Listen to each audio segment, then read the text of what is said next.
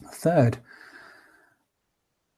great myth, deadly myth of what keeps us from having peace of mind. The third myth is, I'm okay when X or Y happens, or I'm okay if this happens.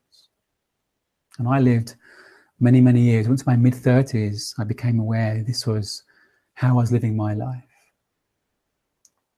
I wasn't aware that subconsciously I'd gone through my life, even as a young child, thinking, I'll be okay when I prove myself. I've got my school exams, I prove them okay. I'll be okay when I get my degree and I've already proved to everyone that I'm okay, I'm good enough. And it became my employer, I became a people pleaser. I was constantly thinking, I'm okay if people think I'm okay. And I'll be okay, I'll be happy when I got my career underway, got a good job and a career, a safe job and a good career. I'll be happy when I get married.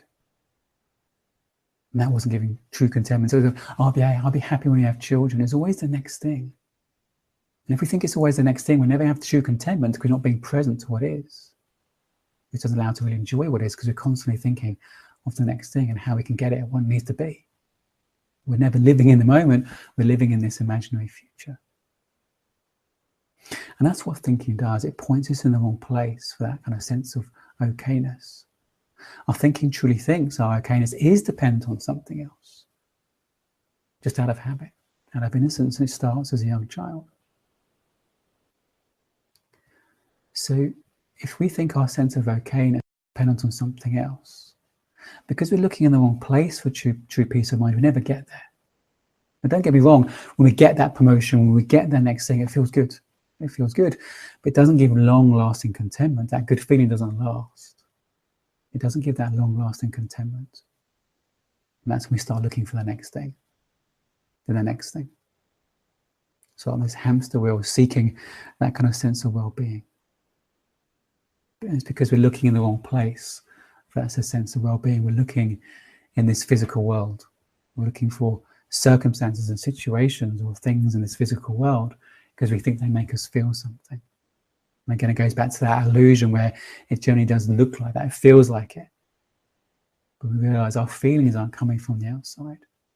There's nothing wrong with having the promotion or having those things you enjoy, but as long as you recognize that it doesn't give true peace of mind. It doesn't give that true sense of fulfillment and purpose. That comes from being true to ourselves within. That comes from being deeper connected to our true sense of self, our soul. And that's what happens when we have a quiet mind.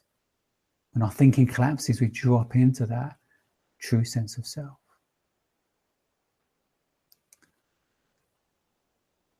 So X doesn't make us feel Y. Nothing on the outside makes us feel anything on the inside. And that keeps us from our innate well-being. It's pointing us in the wrong place, which comes on to the next myth.